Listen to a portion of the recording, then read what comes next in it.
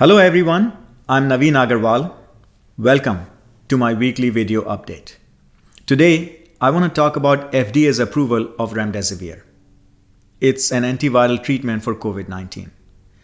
Now, just up until last week, this was available only under an emergency use authorization by the FDA. And now it's fully approved. So I talked about that in a video just last week where I presented information from a clinical trial published in the New England Journal of Medicine. So we talked about benefit risk in much detail. And now it's fully approved. So things are happening very fast. It's very difficult to keep up. And one of the best ways to stay informed is to sign up for my YouTube channel. Please subscribe if you like my videos and turn the notification on so that you can be notified whenever I publish a new video. And my intent here is to bring easy to understand information based on my review of the technical literature. I do not chase media stories because it's very hard to understand what is going on in our current environment. So if you want to stay informed based on technical literature, which we may not have time to review all the time, you can sign up for my YouTube video. Okay, so in this video, I want to talk about three things. First, let's try to understand FDA's thinking in fast tracking this drug approval. This really is quite fast. Normally it takes much longer. So based on what they have announced or published, let's look into their thinking and understand what might have driven this. Let's look into benefit risk again. And third, let's talk about the planned risk management activities so we can continue to monitor and mitigate the risks that we know right now. Okay, in terms of fast tracking the approval, the key question to ask is, what is the target condition we are going to treat and are there any available options? We already know that COVID-19 is a serious crisis for us and there are no approved treatments available. It has already taken over 220,000 lives, and with the new infections accelerating right now, more damage is yet to come. Now, there are many options available, some options available under emergency use authorizations, but nothing is fully approved. So that's a very important factor to consider. Let's look at benefit risk that they evaluated. They are looking at data from 3 clinical trials conducted by the company, Gilead Sciences. And just in full disclosure, I do not have any relationship with the company or the product. And this information is based on only publicly available information. So the first trial that they have looked at, which I talked about in my video last week, was the ACTT trial, double-blinded, placebo-controlled randomized trial, the gold standard. Roughly 1,100 patients, half placebo, half treatment. And the key result that they saw was improvement in days to recovery. 15 days median for placebo group versus 11 days median for the treatment group. So it's a 4-day reduction, which is pretty significant. They also found that on day 15, the odds of improvement were much higher for Remdesivir treatment compared to placebo. Overall mortality was 11% for Remdesivir versus 15% for the placebo group. Some improvement, but not statistically significant. But in my mind, the day 15 mortality estimate was much better, cut down by roughly half.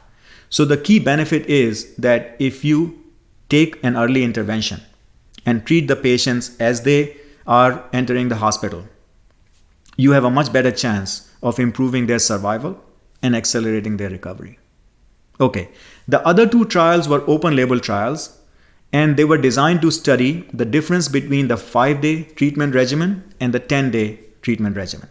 In the first case, they did not have a control arm, so they did not see any significant improvement or change. In the second study, again 5-day versus 10-day, they had a control arm where they looked at the standard of care as the control. And in that case, the 5-day treatment did show improvement on day 11. So there is improvement. Now, you might have heard about the WHO's Solidarity trial. Big trial across the world, multi-center, and different medications, not just Remdesivir. So in case of Remdesivir, they had over 2,700 patients. Again, 2,700 for Remdesivir, about 2,700 control. And it was open label, randomized. They did not see any significant improvement in the mortality rate, overall mortality rate, and also duration of hospitalization and chances of getting onto the ventilation. So their results were not conclusive in favor of remdesivir. However, in my mind, their control was standard of care, which may not be standardized across the world. We don't know to what extent it is standardized. And it was open label. So it's not really apples to apples comparison to a double-blinded, placebo-controlled, randomized, gold standard clinical study. Now, it's not a reason not to move forward because there are too many red flags either, right? So we need to study the benefits, risks, and look at the overall situation as a whole. Okay, so what are the risks? In the FDA's analysis, they have identified two major risks. The first one is hepatotoxicity, which is related to liver injury. There's a risk for that. And the second is hypersensitivity. It could be because of the infusion or a systemic allergic reaction with some other side effects. But keep in mind that this medication is given in a hospital setting under full supervision. And it's not given broadly to everybody. So they will be supervised and monitored, and action can be taken very quickly in case there is some adverse effect.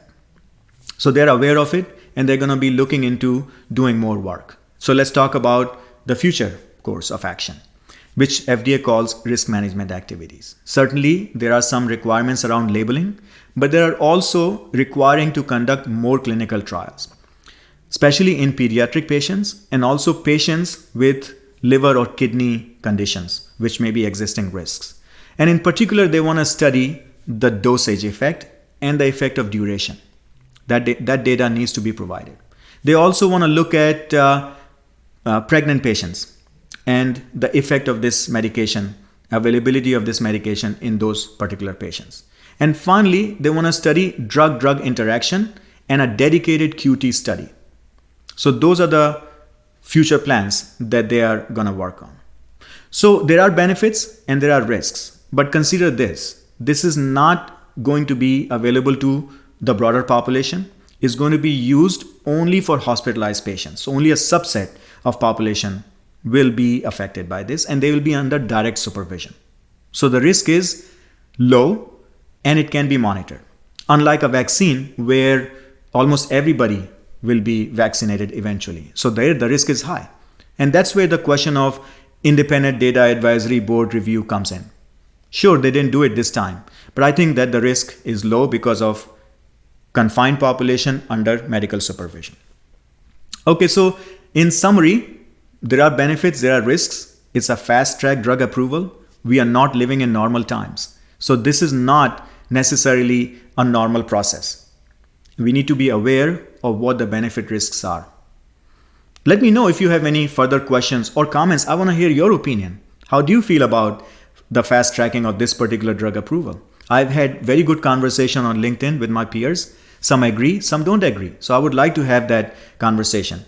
Drop me a comment, follow me on LinkedIn, share your opinion. I want to thank you for your interest and attention, and I really hope you and your family are staying safe in these very difficult circumstances.